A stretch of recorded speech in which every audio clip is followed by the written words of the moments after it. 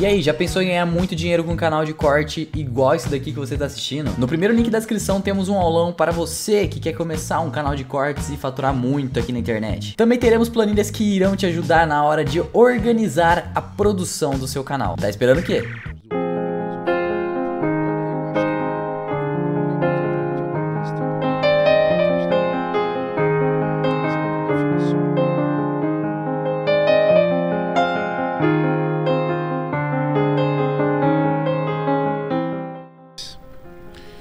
Quando diz assim, a igreja está envolvida com política, defina a igreja. Você quer dizer os evangélicos, mas os evangélicos não são homogêneos.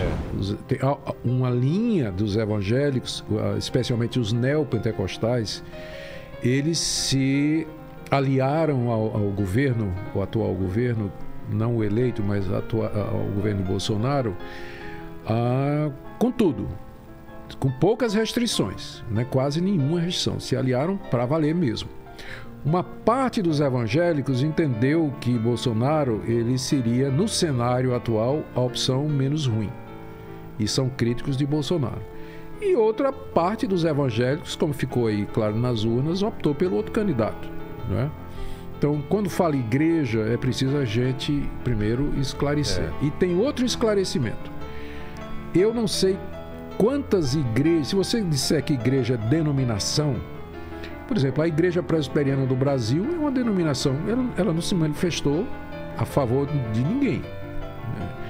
Os batistas, eu também não sei se eles se manifestaram oficialmente. A Assembleia de Deus, eu também não tenho certeza, né, com quem eles se manifestaram, mas eu tenho para mim que foi mais para o lado de Bolsonaro, mas eu não creio que tenha sido unânime, eu não sei. Então, eu considero que os cristãos, como cidadãos, eles têm o direito de se expressar politicamente nas redes sociais. Se quiser militar pelo seu candidato, eles podem fazer isso. Mas eu não creio que as igrejas, como denominações, deveriam ter esse tipo de envolvimento. Porque o que acontece? Vamos supor, a Igreja Presbiteriana do Brasil, ela manifesta o seu apoio ao presidente Bolsonaro. Bolsonaro pisa na bola, faz alguma coisa que não deve. Aonde é que vai respingar? Na igreja. Na igreja. Então, por isso eu sempre tive reticências a adesões ou manifestações por parte da igreja enquanto organização. Agora, os cristãos em si, eles são cidadãos brasileiros. Eles têm liberdade de expressão. Eles podem dizer o que eles querem nas redes sociais. Se eles quiserem ir para manifestações a favor desse ou daquele candidato, eles podem ir, tá certo? Eles podem ir. No meu caso em particular, eu votei em Bolsonaro. Votei em 2018 e votei também agora nessa eleição também.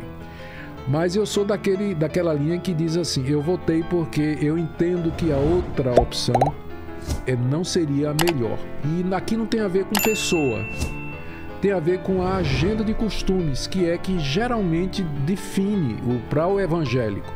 Então eu entendi que a agenda que está relacionada, que é mais provida, que é contra o aborto, que diz que é a favor da família, que prefere um Estado de um tamanho menor e assim por diante, está mais próximo daquilo que os cristãos historicamente têm acreditado, né? O outro candidato parece que tem uma pauta um pouco diferente dessa.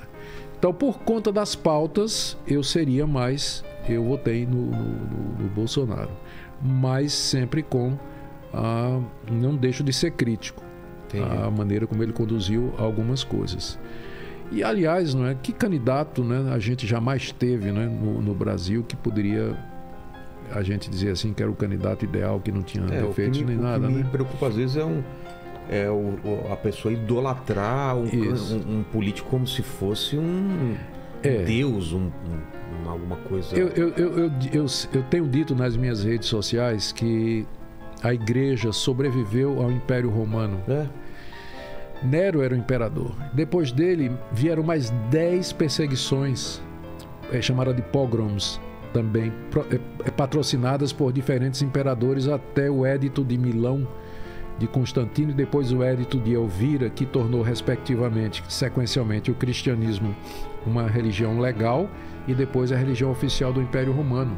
Os cristãos sobreviveram. E a Bíblia manda orar pelas autoridades, quem quer que seja. Quando Paulo escreveu que a gente deve orar pelas autoridades, era Nero que era o imperador. Então, a gente ora pelas autoridades. Agora, isso não quer dizer que a gente não seja voz profética.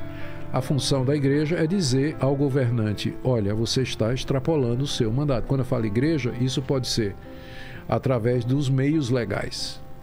Tem que ser através dos meios legais. Isso pode ser o indivíduo. Ele pode se expressar e dizer: o governante está ultrapassando o limite do seu mandato. Ele não está sendo justo, ele está oprimindo os pobres, ou ele está sendo corrupto e tudo mais. Eu creio que isso deve ser dito pelos cristãos da forma correta. Mas não creio que... Eu penso que a igreja se perdeu um pouquinho durante esse período de eleição, não é? Não é que, como eu disse, não é que os cristãos não podiam manifestar o que eles queriam, mas poderiam ser mais... E isso à direita e à esquerda, né? Poderiam ter tido mais um pouco de sabedoria nisso aí, Vilela. Concordo. É o que eu penso.